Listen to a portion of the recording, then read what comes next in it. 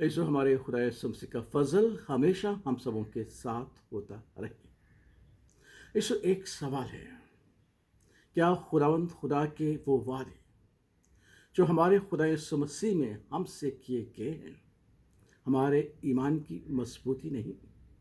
کیا وہ ہمارے ایمان کو تقویت نہیں دیتے اور ہماری زندگی میں ہماری ہر بری سچویشن میں تسلی اور اطمینان اور خوشی اور شادمانی کا باعث نہیں؟ بے شک ضرور۔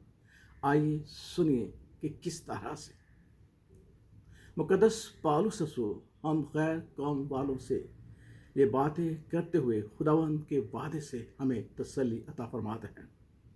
مقدس پالوس کہتا ہے، بس یاد کرو کہ تم جو جسم کے روح سے غیر قوم والے ہو، اور وہ لوگ جو جسم میں ہاتھ سے کیے ہوئے ختنے کے سبب سے مختون کہلاتے ہیں تم کو نامختون کہتے ہیں۔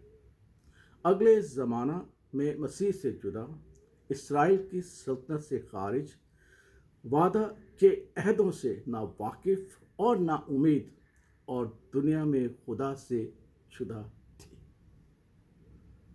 کیا کہتے ہیں کہ ہم مسیح کے بغیر بنی اسرائیل سے جدا تھے، اس کی سلطنت سے خارج تھے، وعدوں کے عہدوں سے نا واقف تھے، نا امید، دنیا میں خدا سے جدا تھے اور خدا سے دور تھے۔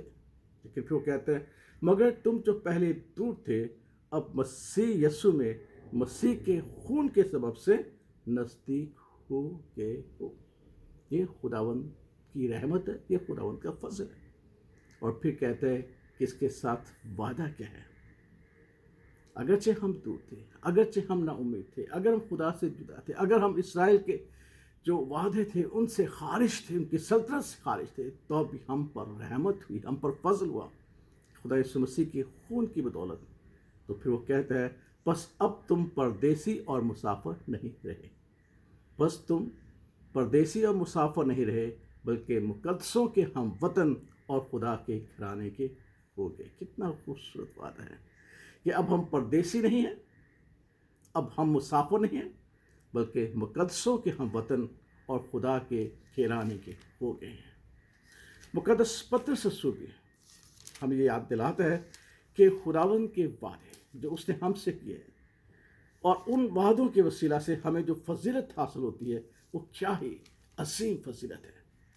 اور اب ہم خدا سے جدا نہیں بلکہ خدا کے گھرانے کے ہیں، اور جب گھرانے کے ہیں تو پھر وہ کہتے ہیں کہ کیا ہی خوبصورت یہ وعدہ تمہارے ساتھ ہے کہ بس اب تم ایک برگزیدہ نسل، شاہی کائنوں کا فرقہ، مقدس قوم اور ایسی امت ہو جو خدا کی خاص ملکیت ہے۔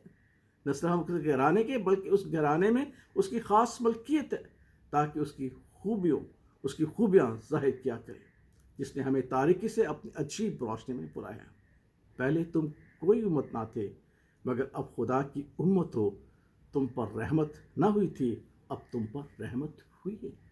کتنا خوبصورت بات ہے کہ جو پہلے دور تھے اب اس کے گھرانے کے، اس کے مقدسوں میں شامل ہیں، اور پھر ایک برگزیدہ نسل، شاہی کائنوں کا فرقہ، مقدس قوم اور اس کی خاص ملکیت ہے۔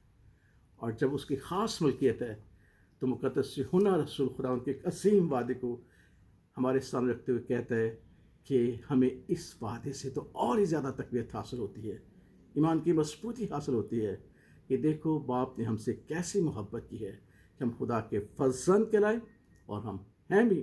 دنیا ہمیں اس لیے نہیں جانتی کہ اس نے اسے بھی نہیں جانا۔